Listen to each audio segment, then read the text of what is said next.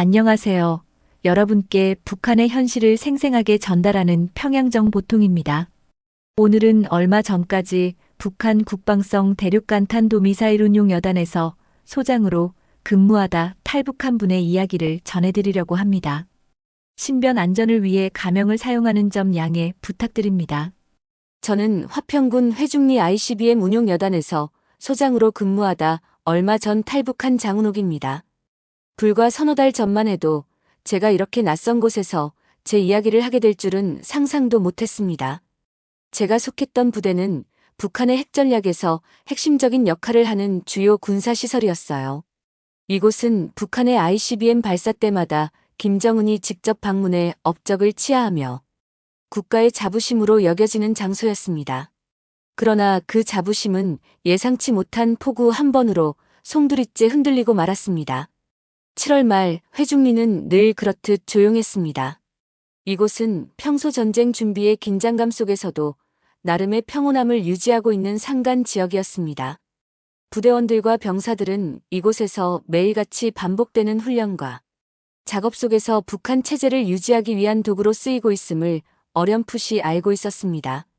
그러나 아무도 그것을 입 밖으로 내뱉지는 않았습니다. 충성심을 의심받는 것은 곧 처벌을 의미했기 때문입니다. 그날도 비슷한 하루였지만 기상 조건은 예외였습니다. 아침부터 비가 내리기 시작했는데 처음에는 가랑비처럼 보였습니다. 그러나 오후가 되자 하늘은 점점 더 어두워졌고 비는 갑자기 굵어졌습니다. 회중리 지역의 좁은 산비탈은 빗물을 견디지 못하고 흙과 바위가 함께 흘러내리기 시작했습니다. 저는 당시 지휘소에서 참모들과 함께 일일 보고서를 정리하고 있었습니다. 참모가 보고를 끝내며 제게 말했습니다. 소장 동지, 비가 조금 심하긴 하지만 걱정하실 필요는 없습니다. 이곳은 군 시설을 중심으로 방어가 잘 되어 있습니다. 그 말이 끝나기도 전에 통신병이 지휘소로 뛰어들어왔습니다. 그의 얼굴에는 긴장감이 가득했고 숨을 헐떡이고 있었습니다. 소장 동지, 갱도 입구에 물이 쏟아져 들어오고 있습니다. 병사들이 긴급히 대처하고 있지만 상황이 심각합니다. 무슨 소리야? 갱도에 물이 들어온다고? 순간 모든 감각이 날카로워졌습니다. 갱도는 우리가 가장 중요하게 여기는 자산이 보관된 곳으로 미사일, 부품과 발사 장비들이 안전하게 보호되고 있어야 할 장소였습니다. 갱도가 손상된다면 그것은 단순한 시설, 피해를 넘어 북한 체제의 전략적 약점으로 이어질 수 있는 대형 사건이었습니다. 갱도 입구에 도착했을 때 제 눈앞에 펼쳐진 광경은 충격적이었습니다. 산비탈에서 거대한 폭포처럼 쏟아져 내려오는 물줄기가 갱도 입구를 덮쳤고 진흙과 바위가 함께 흘러내리고 있었습니다. 병사들은 모래주머니를 쌓고 급히 흙을 파내며 물길을 막으려 필사적으로 싸우고 있었습니다. 그러나 그들의 노력은 물살 앞에서 아무 소용이 없었습니다. 물은 모래주머니를 순식간에 삼키며 갱도 안으로 밀려 들어갔습니다. 산비탈에서 내려오는 물길을 막아야 한다. 소장 동지, 물살이 너무 빠르고 강합니다. 병사들이 맨손으로는 버티지 못합니다. 병사들의 눈빛은 이미 흔들리고 있었습니다. 한 병사는 물길을 막으려다 급류에 휩쓸려 넘어졌고 또 다른 병사는 진흙에 발이 빠져 꼼짝도 못하고 있었습니다. 대피 명령을 내려라. 전 병력 철수. 저는 즉시 철수 명령을 내렸습니다. 병사들은 망설이며 물러나기 시작했지만 그들의 얼굴에는 깊은 절망감이 서려 있었습니다.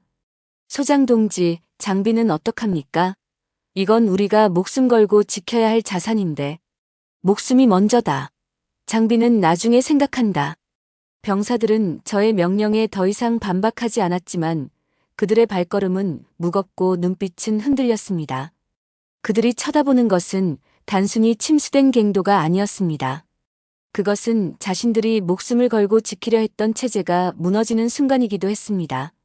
갱도 내부에 있던 미사일, 장비와 설비는 모두 물에 잠겼고 복구 불가능한 상태가 되었습니다. 갱도 벽면은 균열이 생겼고 그 안에 있던 장비는 진흙 속에서 망가져갔습니다. 그러나 이 모든 것보다 더 큰 문제는 병사 한 명이 실종되었다는 사실이었습니다. 그날 밤 저는 실종된 병사를 찾기 위해 병사 몇 명과 함께 강둑을 따라 걸었습니다. 물이 빠지며 드러난 진흙 속에서 그의 시체를 발견했고 그의 가슴 주머니에 넣어져 있던 편지 한 장이 들어 있었습니다. 아들아, 몸 건강히 잘 지내라. 내가 우리 집안의 자랑이란다. 그 편지를 읽으며 저는 숨이 막히는 듯한 고통을 느꼈습니다. 한 병사의 죽음은 단순히 개인적인 비극으로 끝나지 않았습니다. 그것은 체제가 사람을 소모품처럼 다루고 있다는 사실을 적나라하게 보여주는 것이었습니다. 다른 병사들도 그 편지를 읽으며 깊은 침묵에 빠졌습니다. 그 침묵은 좌절과 분노로 가득 차 있었습니다. 우리가 지키려는 것이 이런 체제입니까? 이 질문은 명확히 말로 표현되지 않았지만 그들의 눈빛에 분명히 새겨져 있었습니다. 며칠 뒤 저는 평양으로 호출되었습니다. 회중리 기지의 상황을 보고하라는 명령이었습니다. 평양의 회의실은 얼음처럼 차가웠고 체제의 냉혹함을 다시 한번 실감할 수 있었습니다. 회의실에는 중앙당 군정지도부와 전략군 지휘부의 책임 간부들이 자리 잡고 있었습니다. 그들의 표정은 이미 판단을 내려놓은 듯 냉정했습니다. 현재 갱도는 전부 물에 잠겼으며 장비와 시설은 심각한 손상을 입었습니다. 복구에는 최소 몇 개월이 소요될 것으로 보입니다. 제 보고가 끝나자 간부들 사이에서 비난이 터져 나왔습니다. 몇 달씩 걸린다고. 방제 대책은 왜 없었나? 지휘 체계는 도대체 어떻게 된 것인가? 회의가 끝나기 전 상부는 부대장과 정치위원을 소환했습니다. 제가 그들이 체포되는 모습을 보았을 때 손발이 얼어붙는 것 같았습니다. 부대장과 정치위원의 얼굴에는 절망과 공포가 서려 있었습니다. 나는 최선을 다했습니다. 부대장은 웅얼거렸지만 그의 목소리는 묵살되었습니다. 며칠 뒤 두 사람은 군사재판에서 무기노동교화형을 선고받았습니다. 부대에서 이 소식이 전해졌을 때 병사들의 표정은 더 이상 감출 수 없는 분노와 좌절로 일그러져 있었습니다. 이 체제는 우리를 버리는 것입니다. 한 병사가 조용히 말했습니다. 그 말이 제 머릿속에서 떠나지 않았습니다. 평양에서의 보고가 끝난 직후 회중리로 돌아온 저는 새로운 명령을 접해야 했습니다. 회중리의 복구 작업이 아직 첫걸음도 떼지 못한 상황에서 상부는 우리 부대 일부를 성간 11호 공장 복구 작업에 차출하라는 명령을 내렸습니다. 성간 공장은 단순한 군수 공장이 아니었습니다. 북한 군수산업의 심장부로 ICBM 유도 장치, 전파 탐지기, GPS 수신기, 장애 송신기, 전투기 통신 장비 등 현대 전쟁에서 필수적인 장비들을 생산하는 곳이었습니다. 김정은은 성간 공장을 두고 조선의 강철 심장이라고 칭하며 여러 차례 현지 지도를 다녀갔습니다. 노동신문에서는 성간 공장을 주체적 군사과학의 중심이라고 치켜세우며 북한의 군사적 자주권을 상징하는 핵심 시설로 선전했습니다. 하지만 이번 폭우는 그 자랑을 단숨에 무너뜨렸습니다. 성간 공장은 내부 설비가 모두 물에 잠기고 기반 시설이 무너져 생산이 전면 중단되었습니다. 정밀 유도 장치와 전자부품을 생산하던 핵심 라인은 진흙에 파묻혀 재가동이 불가능한 상태였고 공장 외곽의 창고와 저장 시설도 심각한 피해를 입었습니다. 국무위원회의 긴급 지시는 곧바로 내려왔습니다. 연말까지 공장을 완전히 복구하라. 생산을 정상화하지 못하면 군사 전략에 심각한 차질이 발생할 것이다. 이 명령은 회중리 부대와도 깊은 연관이 있었습니다. 성간 공장에서 생산된 부품들은 ICBM 부대가 운영하는 미사일 시스템의 핵심 부품이었고 이 공장이 가동되지 않으면 미사일 발사와 관련된 유지 보수가 불가능했습니다. 회중리와 성간 공장은 물리적으로는 떨어져 있었지만 전략적으로는 하나의 체제로 연결된 상태였던 것입니다. 국무위원회는 성간 공장의 복구를 위해 비상공급망이라는 이름의 긴급 채널을 가동했습니다. 중앙당 군수공업부와 자강도 지방당국이 동원되었고 자재, 설비, 전력, 인력을 최우선적으로 공장 복구 작업에 배정하라는 지시가 떨어졌습니다. 각 지방에서 성간 공장으로 자재와 장비를 실은 화물차가 차출되었고 인근 군부대에서도 병사들이 복구 작업에 투입되었습니다. 우리 부대 역시 예외는 아니었습니다. 회중리 복구 작업을 막 시작하던 병사들이 또다시 성간 공장으로 파견되는 상황이 발생했습니다. 성간 공장에 파견된 병사들이 처음 마주한 풍경은 말 그대로 지옥이었습니다. 공장 내부는 물과 진흙으로 뒤덮여 있었고 곳곳에서 물에 부른 시체들이 발견되었습니다.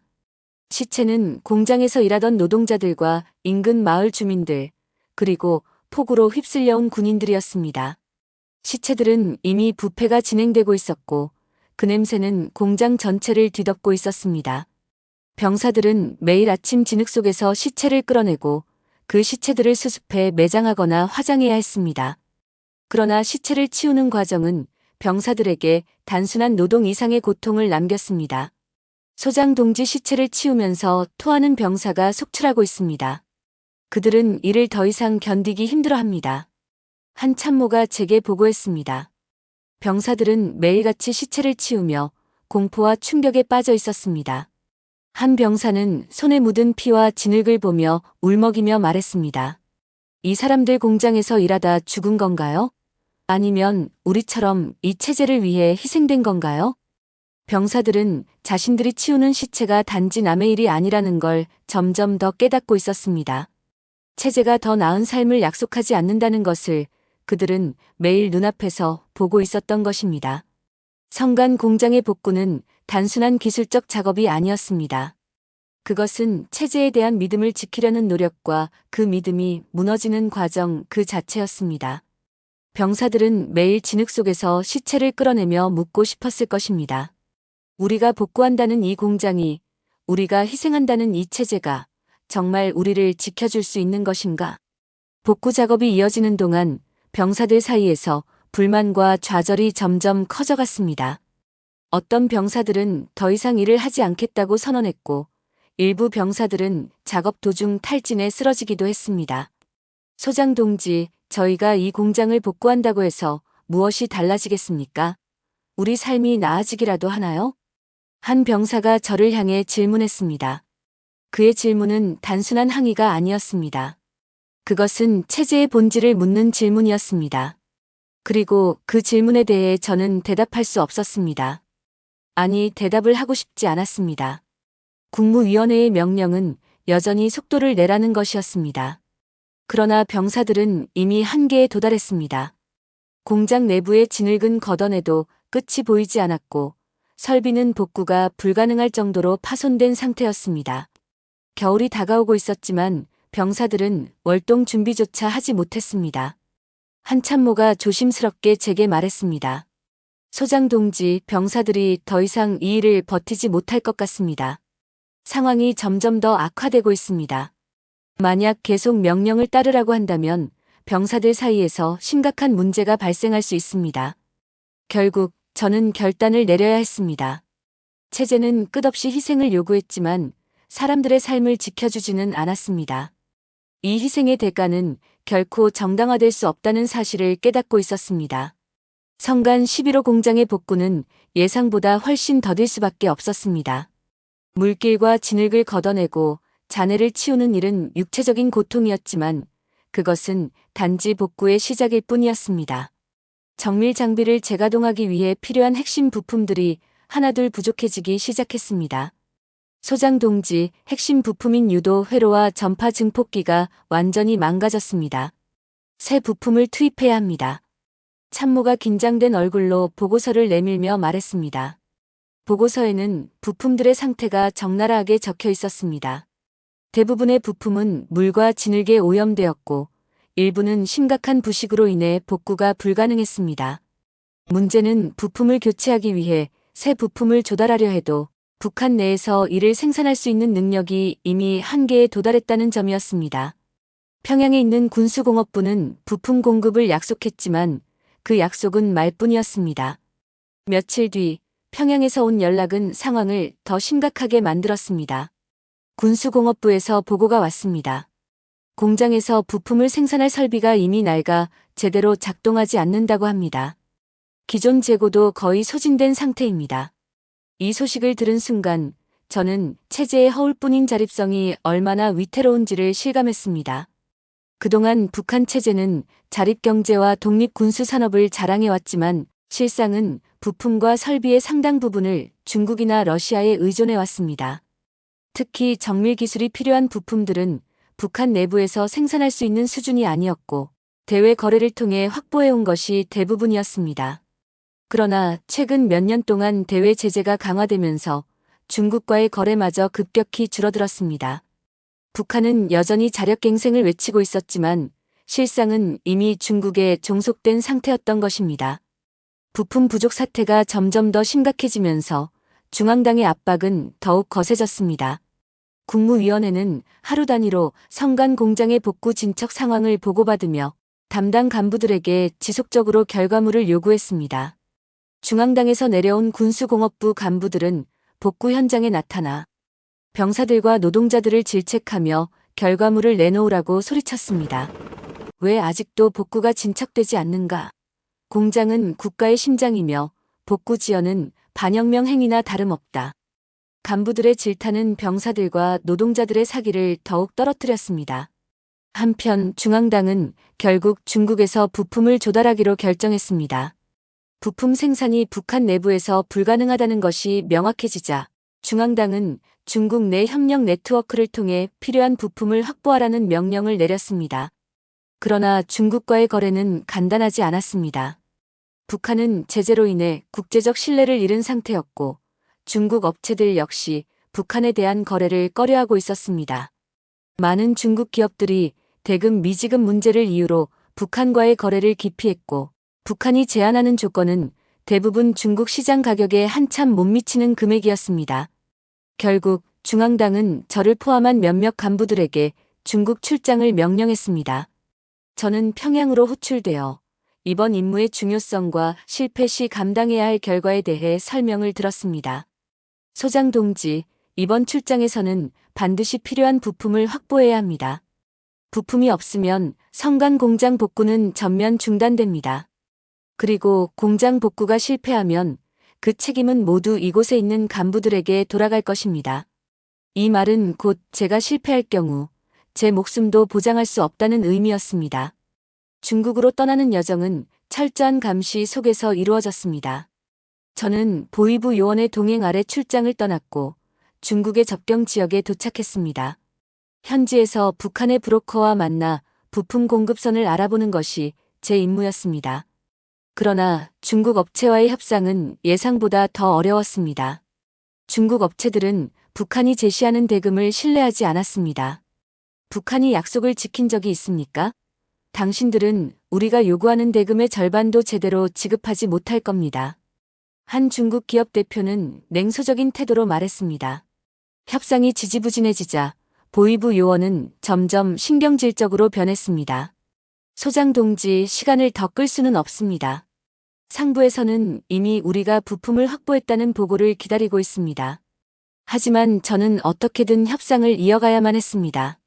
부품을 확보하지 못한 상태로 돌아가는 것은 곧 죽음을 의미했기 때문입니다. 며칠간의 협상 끝에 일부 중국 업체와 조건부 계약을 체결할 수 있었습니다.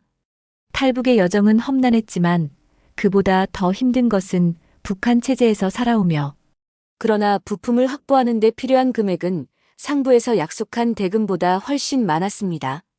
출장 마지막 날 밤 저는 호텔방에 앉아 깊은 고민에 빠졌습니다. 저는 이미 북한 체제가 더 이상 유지될 수 없는 상태라는 것을 알고 있었습니다. 성간 공장의 복구는 실패로 끝날 가능성이 높았고 그 책임은 결국 제게 돌아올 것이 뻔했습니다. 그날 밤 저는 탈북을 결심했습니다. 현지 브로커와 접촉해 도움을 요청했습니다. 그는 처음에는 망설였지만 제가 북한 군사 정보를 제공할 수 있다는 말을 듣고 협력하기로 했습니다. 그는 저를 국경 지역의 안전 가옥으로 안내했고 저는 그곳에서 며칠 동안 숨어 있었습니다. 탈북 과정은 긴장감의 연속이었습니다. 중국 공안의 감시를 피하기 위해 밤에만 움직여야 했고 북한 보위부 요원의 추적 가능성도 염두에 둬야 했습니다. 저는 브로커의 안내를 따라 국경을 넘어 제3국으로 이동하는 데 성공했습니다. 중국을 통해 탈북한 뒤 저는 지금 모처에 머물며 남한으로 향할 날만을 손꼽아 기다리고 있습니다. 하루하루가 길고도 막막한 기다림이지만 나만의 자유와 만주주의 사회를 직접 경험할 수 있는 날이 올 것이라는 희망이 저를 버티게 합니다. 굳어진 사고방식과 감정을 하나씩 떨쳐내는 일이었습니다. 북한에서의 세뇌는 단순히 행동의 통제를 넘어 사람의 내면을 속박하는 것이었습니다. 이제야 저는 조금씩 그런 속박에서 벗어나고 있었습니다. 그러던 어느 날 이곳에서 인터넷을 통해 한국 뉴스를 보던 중 남한의 계엄령 선포 가능성을 다룬 기사를 접했습니다. 그 장공을 보던 순간 저는 숨이 막히는 듯한 충격을 받았습니다. 뉴스 기사에는 남한 내부에서 벌어진 정치적 혼란과 더불어 계엄령 선포 가능성에 대한 논의가 담겨 있었습니다. 방송에 따르면 일부 군부 세력과 정치인들이 정치적 위기 상황을 이유로 계엄령을 검토했으며 이 과정에서 헌정 질서가 흔들릴 뻔한 일이 있었다는 내용이 적혀 있었습니다. 계엄령이라는 단어는 저에게 북한의 현실을 떠올리게 했습니다. 북한에서는 계엄과 같은 강압적인 통치는 일상이었습니다. 김정은 체제는 군사적 위협을 빌미로 주민들을 철저히 억압하고 통제해 왔습니다. 그러나 한국은 제가 꿈꾸던 자유와 민주주의의 상징이었습니다. 그런데 그런 한국에서도 계엄령이라는 단어가 등장했다는 사실은 저를 깊은 충격에 빠뜨렸습니다. 화면 속 뉴스는 정치적 혼란과 이를 둘러싼 논란을 전하며 일부 사람들은 계엄령 검토에 대해 분노하고 있었지만 또 다른 일부는 불안한 정세 속에서 안정을 위해 필요하다는 목소리를 내고 있었습니다. 저는 그 뉴스를 보며 이런 생각이 머릿속에서 떠나지 않았습니다. 만약 한국의 안보가 흔들린다면? 만약 남한이 북한처럼 군사적 통제에 휘둘리는 나라가 된다면? 북한 주민들은 누구에게 희망을 걸어야 할까? 저는 북한에서 군사 독재와 억압이 어떻게 사회를 파괴하고 사람들의 삶을 망치는지 직접 목격하며 살아왔습니다. 김정은 정권은 국가 안보와 군사적 위협을 빌미로 주민들을 철저히 통제했습니다. 그는 언제나 전쟁 위기를 강조하며 사람들에게 충성을 강요했고 그 과정에서 수많은 사람들이 희생되었습니다. 북한에서는 안보라는 명목 아래 모든 자유가 억압됩니다. 군대는 국민을 보호하는 것이 아니라 국민을 감시하고 통제하는 도구로 사용됩니다. 저는 북한 체제에서 병사로 간부로 일하면서 이런 비극적인 현실을 누구보다 잘 알고 있었습니다. 그런데 제가 꿈꾸던 자유로운 나라, 남한에서조차 계엄령이라는 단어가 등장했다는 사실은 저를 불안하게 만들었습니다. 남한은 북한과는 달리 자유와 민주주의를 지켜온 나라였습니다.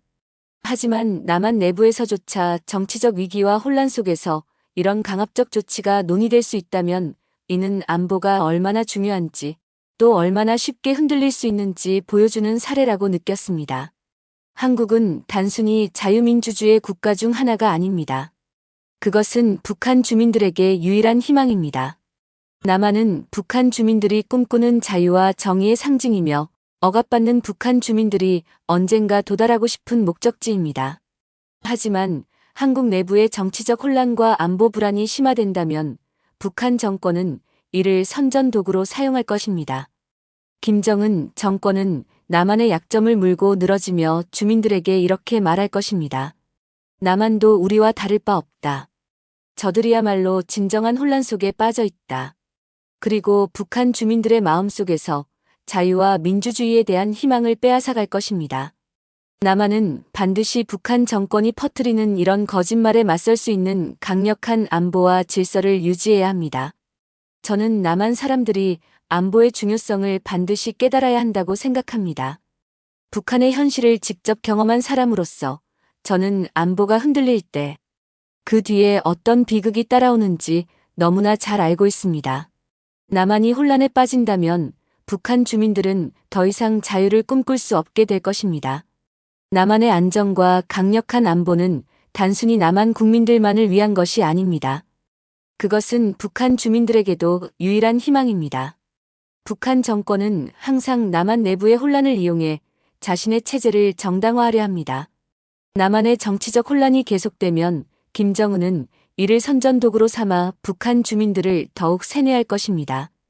남한도 별 수 없다는 거짓말은 북한 주민들을 계속해서 고립시키고 더 깊은 절망으로 몰아넣을 것입니다. 저는 오늘도 남한으로 갈 날을 손꼽아 기다리고 있습니다. 남한은 여전히 저와 같은 탈북자들에게 희망의 나라입니다. 그러나 저는 남한이 혼란에 빠지고 안보가 흔들리는 모습을 보게 된다면 그 희망마저도 사라질까 두렵습니다. 한국 사람들은 반드시 알아야 합니다.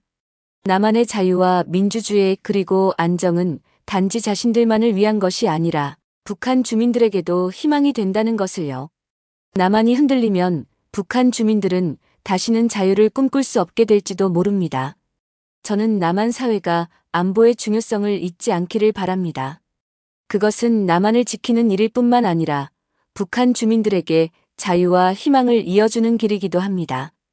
오늘도 평양정 보통과 함께 해주셔서 감사합니다. 가까운 지인과 영상 공유도 부탁드리며 구독과 좋아요, 알림 설정은 평양정 보통 운영에 큰 힘이 됩니다. 다음에 또 만나요.